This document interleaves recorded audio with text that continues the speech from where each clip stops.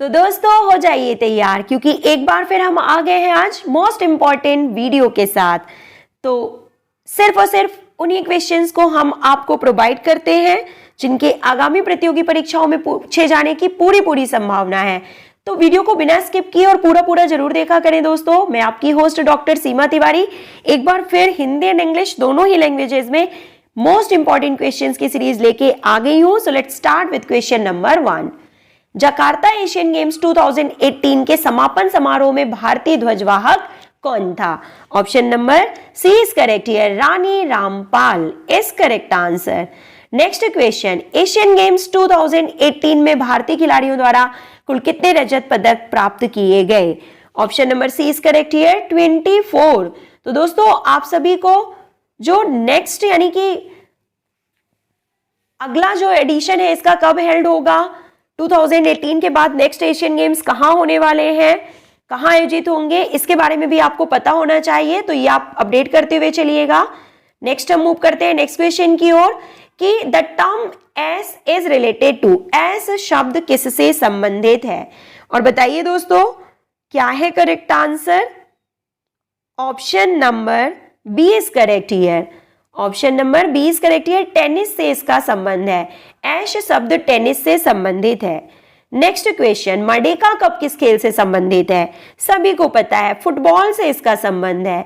Next, स्वेतलिंग cup का संबंध किस खेल से है? तो टेबल टेनिस से। स्वेतलिंग खेल का संबंध जो है वो टेबल टेनिस से है। बात की जा रही है यहां पे स्वेतलिंग कप की। Next question is asking that डीइंग एक्सप्रेस के नाम से किसे जाना जाता है? तो डीइंग एक्सप्रेस का नाम सुनते ही आपने करेक्ट आंसर गेस कर लिया है। हिमा दास को डीइंग एक्सप्रेस के रूप में जाना जाता है। एशियाई खेलों 2018 में भारतीय महिला कबड्डी दल ने कौन सा पदक जीता था? Option number B is correct here, silver यानी कि रजत पदक जीता था भारतीय महिला कबड्डी दल ने। नेक्स्ट, कबड्डी में प्रत्येक रेड सीमित होती है, कितने सेकेंड की होती है? Option number B is correct here, 30 seconds की होती है। लंबी कूद के रनवे की न्यूनतम लंबाई कितनी होती है? Option number C is correct here, 40 metre. 40 to 45 metre length होती है लॉन्ग जंप के रनवे की, तो मिनिमम बोला जा रहा है तो 40 मीटर। हॉकी में पेनाल्टी शूट आउट टाइम क्या होता है? Option number C is correct here, 8 second. Next question is asking that कौन से भारतीय क्रिकेट खिलाड़ी को 2018 में पद्म भूषण से सम्मानित किया गया था? Option number A is correct here, M S Dhoni को 2018 में पद्म भूषण से सम्मानित किया गया था। बास्केटबॉल में ऑफेंस के खिलाड़ी का प्राथमिक लक्ष्य क्या होता है? Option number B is correct here, score. Next, 33rd Olympic खेल कहां आयोजित होगा? Option number C is correct here, Paris France में इनका आयोजन किया जाना है। नेक्स्ट, और ये बात की जा रही है 33rd ओलंपिक गेम्स की, मींस 2024 ओलंपिक गेम्स की, जो कि पेरिस फ्रांस में इनका आयोजन किया जाना है। शारीरिक शिक्षा के पहले प्रोफेसर कौन थे जिनको द्रोणाचार्य अवार्ड मिला? Option number A is correct here, professor Karn Singh को प्रथम द्रोणाचार्य पुरस्कार मिला था। ये ऐसे पहले प्रोफेसर थे जिन्हें द्रोणाचार्य पुरस्कार दिया गया था first time. Next question, Bharat सरकार ने अर्जुन पुरस्कार, द्रोणाचार्य पुरस्कार व राजीव गांधी खेल रत्न पुरस्कार किसी एक को दिए हैं, यानी कि ऐसा कौन सा व्यक्ति है जिसे ये तीनों ही अवार्ड दिए जा चुके हैं? Option number B is correct here, Gopi Chand Pullela. Next, one day wonders पुस्तक के रचयिता निम्न में से कौन है? Option number C, Sunil Gavaskar one day wonders पुस्तक के रचयिता हैं। 2018 विंबलडन महिला एकल टेनिस प्रतियोगिता किसने जीती थी? Option number C is correct here, Angelique Kerber is correct answer. Next question is asking match the following से रिलेटेड क्वेश्चन है, देखिए यहाँ पे, और सही आंसर क्या है हम आपको बता देते हैं। ऑप्शन नंबर 1 सही है। टोक्यो का संबंध 1964 ओलंपिक से है। मैक्सिको का संबंध जो है वो 1968 ओलंपिक से है। म्यूनिक का संबंध 1972 ओलंपिक से है और मॉन्ट्रियल का संबंध 1976 ओलंपिक से है। तो option number A is correct answer. Next, Decathlon का आखिरी इवेंट कौन सा होता है? तो डेकाथलॉन का आखिरी इवेंट हमेशा 1500 मीटर रेस होता है, आप सभी को पता है। नेक्स्ट, ठोस स्वर्ण पदक ओलंपिक खेलों में आखिरी बार कब दिए गए थे? Option number B is correct here. 1912 में ठोस स्वर्ण पदक ओलंपिक खेलों में आखिरी बार दिए गए थे। नेक्स्ट, दर्शन शास्त्री जिन्हें आदर्शवाद का जन्मदाता कहा जाता है, सभी को पता है। प्लेटो को आदर्शवाद के जन्मदाता के रूप में जाना जाता है। इलियड व ओडिसी के रचयिता कौन है? Option number B Homer Iliad व ओडिसी के रचयिता हैं। साइनेप्स का साई में विलय कब हुआ? Option number B is correct here, 1987 is correct answer. Next, LCPE Gwalior के संस्थापक आचार्य कौन थे?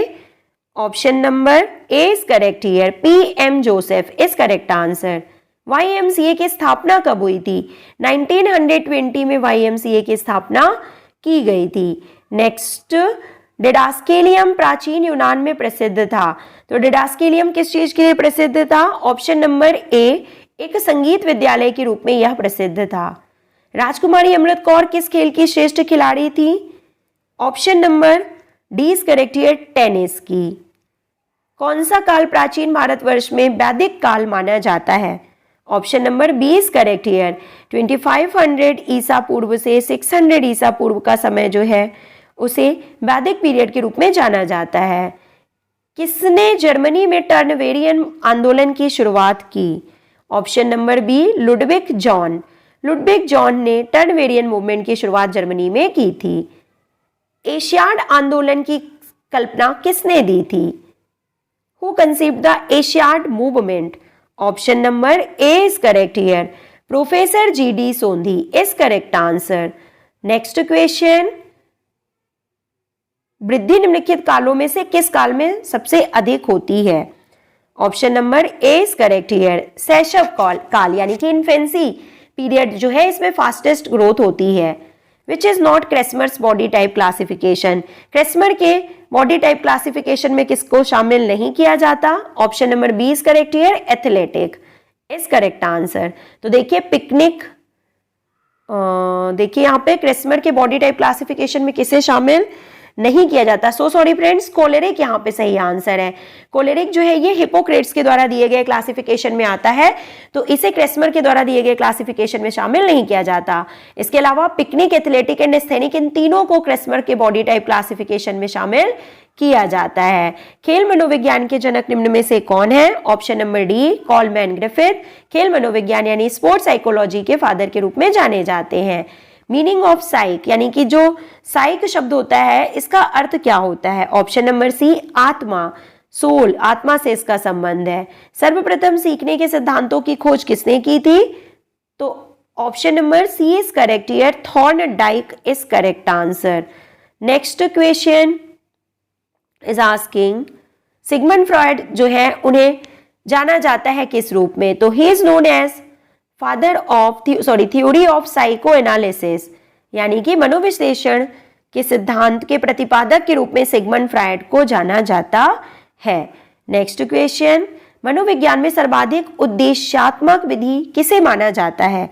Option number A is correct here, प्रयोगात्मक यानी कि experimentation is known as considered as most objective method in psychology. मनोविज्ञान में सर्वाधिक उद्देश्यात्मक विधि जो है वो है experimentation. Option number A is correct here. मनोविज्ञान मनुष्य व अन्य प्राणियों के आचरण और मानसिक प्रक्रियाओं का वैज्ञानिक अध्ययन है। इस तरह से किसने परिभाषित किया था मनोविज्ञान को? तो option number 1 is correct here, crooks and stain is correct answer.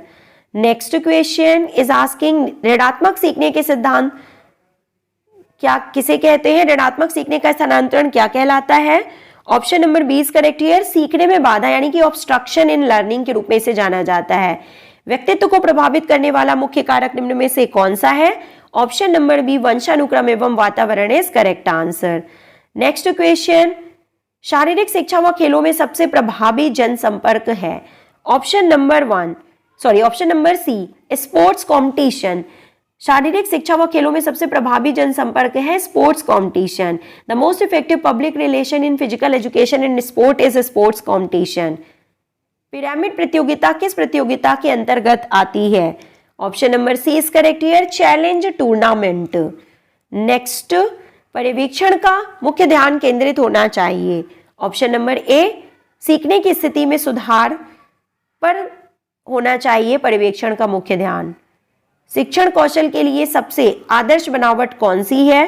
The most ideal formation for teaching skill is semi circle.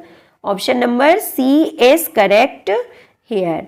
Now the next question, how many byes will be given in lower half when teams are 11 in knockout tournament? यानी knockout tournament की बात की जा रही है, number of team 11 है, तो lower half में कितनी बाइज दी जाएंगी? Option number A is correct here, 3। तो देखिए दोस्तों, इस क्वेश्चन को आप कैलकुलेट कर लीजिएगा। जो नंबर ऑफ बाइज होती है वो हम कैसे निकालते हैं?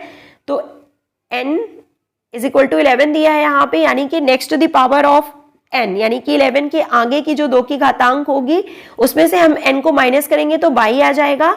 और लोअर हाफ में अगर आपको बाइज देना है तो कैसे देंगे? Number of byes -1, number of byes +1 होगा अपॉन 2। यहाँ पे हम फॉर्मूला, इस फॉर्मूले के थ्रू जो है नंबर ऑफ बाइज डिसाइड कर सकते हैं, कैलकुलेट कर सकते हैं। That number of byes number of byes +1 upon 2 करेंगे तो आ जाएगा लोअर हाफ में बाइज की संख्या। नेक्स्ट, और ध्यान दीजिएगा, लोअर हाफ में 22 का नंबर पूछा गया है, ना कि अपर एंड लोअर हाफ में टीमों की संख्या। यहाँ पे 22 की संख्या पूछा गया है, तो सबसे पहले आपको बाई निकालना है और उस बाई को जो है बताए गए फॉर्मूले के हिसाब से लोअर हाफ में पुटअप करना है। नेक्स्ट क्वेश्चन, शारीरिक संचार गतिविधि कक्षाएं किसके उपयोग द्वारा बेहतर ढंग से संगठित होती हैं? Option number A is correct here, command method is correct answer. Next, what is the formula to find out the number of matches in league tournament? League प्रतियोगिता में मैचों की संख्या पता करने का फॉर्मूला क्या होता है? Option number D, n(n-1) upon 2 is correct formula, n(n-1) upon 2।